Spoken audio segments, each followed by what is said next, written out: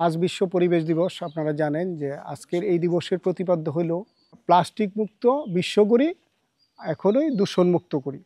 অর্থাৎ আমরা এই প্লাস্টিক মুক্তটাকেই কাজে দিয়ে আমরা যেভাবে পলি বা বিভিন্ন জিনিস যে পলি দিয়ে আমরা যে দূষণের মাত্রাটা দিন দিন বেড়ে চলেছি, এটা থেকে আমাদেরকে এখনও যদি আমরা কর্ম পরিকল্পনা বৃহৎ আকারে শুরু না করি, তাহলে ভবিষ্যতে কিন্তু আমাদের খুব ভয়াবহ অবস্থা দাঁড়াবে। ক্লিন অ্যান্ড গ্রিন গাজীপুর কর্তৃক এই চমৎকার আয়োজনটা করেছেন। আমি প্রথমেই তাদের সকলকে ধন্যবাদ ও কৃতজ্ঞতা জানাই যে আমরা হয়তো এখানে মানুষ অল্প, কিন্তু এই প্রতিষ্ঠানের বা এই অর্গানাইজেশনের কিন্তু আজকে এটা স্মরণীয় হয়ে থাকলো, এবং এই জিওসি সরকারি প্রাথমিক বিদ্যালয় কিন্তু এটাও স্মরণীয় হয়ে থাকবে যে এই স্কুলটাই প্রথম বৃক্ষরোপণ দিয়ে এই সংগঠনের কার্যক্রম শুরু হয়েছিল। আমরা এখানে যারা আছি এটা কালের সাক্ষী হয়ে বেঁচে থাকবো। তো এই যে প্রোগ্রামগুলোতে আমরা করি, কিন্তু রিটার্ন আমি দেখি ফলাফল অনেকটা জিরোর মতো হয়ে যায়। যে বৃক্ষরোপণ ঠিকই করি, শেষ পর্যন্ত আর বৃক্ষ থাকে না।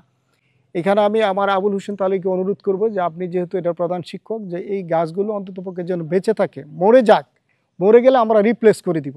এই গাছগুলো এই বছর মরে যাবে, আগামী বছর আমরা আরেকটা করে দিব, কিন্তু গাছগুলো যেন বেঁচে থাকে, অর্থাৎ গাছগুলো যেন এভাবে থাকে। মানুষ কর্তৃক আজকে পরিবেশ বিপর্যস্ত হচ্ছে।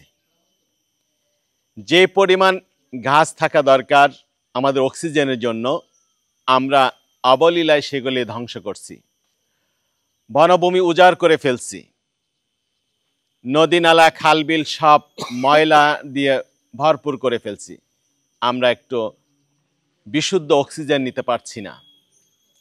আজকে গ্রিন অ্যান্ড ক্লিন ফাউন্ডেশন তারই ধারাবাহিকতায় নতুন উদ্যোগে পরিবেশকে পরিচ্ছন্ন রাখার জন্য, আমরা যেন আমাদের বাঁচার জন্য যে অক্সিজেন দরকার সেই অক্সিজেন পর্যাপ্ত পরিমাণে পেতে পারি, সেই উদ্যোগকে গ্রহণ করে আজকে জিওসি সরকারি প্রাথমিক বিদ্যালয়ে বৃক্ষরোপণের মাধ্যমে সেই কর্মসূচি উদ্বোধন হতে যাচ্ছে।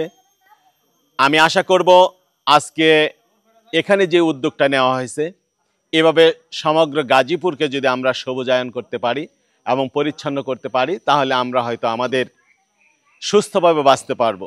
আমার প্রত্যাশা থাকবে যে আমরা শুধু বৃক্ষরোপণের মধ্য দিয়েই আমাদের কাজগুলো পরিসমাপ্ত ঘটাবো না। এই গাছগুলো যেন বড় হয়, ছায়া দেয়, ফল দেয়, সেই পর্যন্ত আমরা যেন এই গাছগুলোর যত্ন নেই। কারণ গাজীপুরে প্রতিটি জায়গায় যেভাবে বনভূমি কমছে, সেটা আমাদের জন্য আসলে উদ্বেগজনক। একটা পরিসংখ্যানে দেখা গিয়েছে যে প্রায় 20 বছরে 51% মতো বনভূমি কমে গেছে। তো সেক্ষেত্রে যারা আজকের এই সংগঠন যে উদ্যোগ নিয়েছে, সে উদ্যোগকে আমরা সাধুবাদ জানাই, এবং আমরা প্রত্যাশা করব যে সমাজের প্রতিটা স্তর থেকে যেন এইভাবে সামাজিক বনায়নের ক্ষেত্রে সবাই এগিয়ে আসে, এবং আমরা সবাই যেন নিজের বাড়ির আঙিনায়, স্কুল, রাস্তার আঙিনায়, সব জায়গায় যেন আমরা বৃক্ষরোপণ করি। আমাদের যে একদিকে বনভূমি যেভাবে ধ্বংস হচ্ছে, সেটা যাতে আমরা কিছুটা হলেও রিকভারি করতে পারি। আরেকটি কথা না বললেই নয়, বনভূমি যেভাবে ধ্বংস হচ্ছে সেই তুলনায় আমরা যে 2, 4, 5টা বা 100, 200 গাছ লাগাবো, সেটা কিন্তু এর মধ্যে এক বিন্দুও না। তো সেক্ষেত্রে আমাদের এই বৃক্ষরোপণ আন্দোলনের সবচেয়ে বড় যে বিষয়টা, আমরা বৃক্ষরোপণের পাশাপাশি যাতে বৃক্ষ নিধন না হয়, যাতে সরকারি যে বনভূমি আছে সেটা যাতে কেউ দখল না করতে পারে, সেটা যাতে ধ্বংস না হয়, সেজন্য সরকারের উপর একটা প্রেশার ক্রিয়েট করতে হবে। যখন যে সরকারি ক্ষমতায় থাকুক, আমাদের দাবি থাকবে, আমাদের প্রত্যাশা থাকবে যে আমাদের আপনি উন্নয়ন করেন, আপনি যাই করেন, বনভূমি ধ্বংস করা যাবে না, গাছ কাটা যাবে না, আপনি বনভূমি এবং পরিবেশ রক্ষা করে আপনাকে উন্নয়ন করতে হবে। আপনারা জানেন গাজীপুর একটি শিল্প সমৃদ্ধ জনপদ। বিশেষ করে কালিয়াকুর আর শ্রীপুর কেন্দ্রিক শিল্প সমৃদ্ধ হওয়ার কারণে আমরা দেখি শিল্প কারখানার বর্জ্য পদার্থের কারণে নদীগুলো দূষিত হয়ে যাচ্ছে। নদী দূষণের ফলে পুরো জনপদে একটা নেতিবাচক প্রভাব পড়ছে প্রকৃতির উপর। প্লাস্টিকের কারণে কিংবা শিল্প কারখানার যে ভারী বর্জ্য পদার্থ আছে, এগুলোর কারণে গাছপালা মারা যাচ্ছে, নদী দূষণ হচ্ছে, পানি দূষণ হচ্ছে, যার কারণে মানুষের স্বাস্থ্যহানিও ঘটতেছে। আমরা ইন ফিউচারে, যেহেতু এটা একটা সংগঠন আজকে শুরু করা, যে কোনো মহৎ উদ্যোগেরই প্রাথমিক স্টেপটা হয় একটা ক্ষুদ্র পদক্ষেপ দিয়ে। আজকের আমাদের এই আয়োজন ক্ষুদ্র একটি পদক্ষেপ। আমরা গাজীপুরের একদম আনাচে কানাচে আমাদের এই সংগঠনের যে লক্ষ্য উদ্দেশ্য, আমাদের যে ইচ্ছা, আমাদের যে সামনের গোল, সেটাকে আমরা পৌঁছে দেব ইনশাল্লাহ। আমরা জানি যে সভ্যতা বিনির্মাণের নামে আমরা যে পরিমাণ গাছপালা নিধন করি, সেই পরিমাণ গাছপালা কিন্তু আমরা আসলে পরবর্তীতে আর রোপণ করি না বা লাগাই না, যার কারণে পরিবেশের উপর একটা বিরূপ প্রতিক্রিয়া তৈরি হচ্ছে। আমরা জানি যে একটি জনপদে বা একটি ভূখণ্ডের ন্যূনতম তার মূল ভূখণ্ডের 17% সেখানে বনভূমি থাকা দরকার, কিন্তু সেটা মানে অনেকটাই কমে আসছে আমাদের দেশে।